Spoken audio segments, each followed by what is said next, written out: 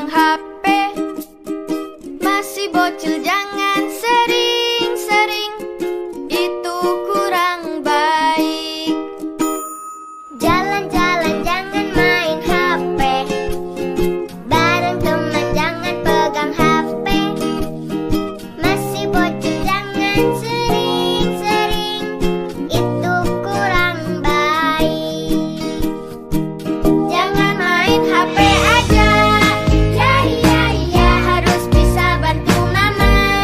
Ya iya iya, rajin belajar supaya pintar, jadi anak soleh dan soleha. Jangan main HP aja, ya iya iya, harus bisa bantu papa. Ya iya iya, nurut apa kata mama papa, pasti semuanya akan suka.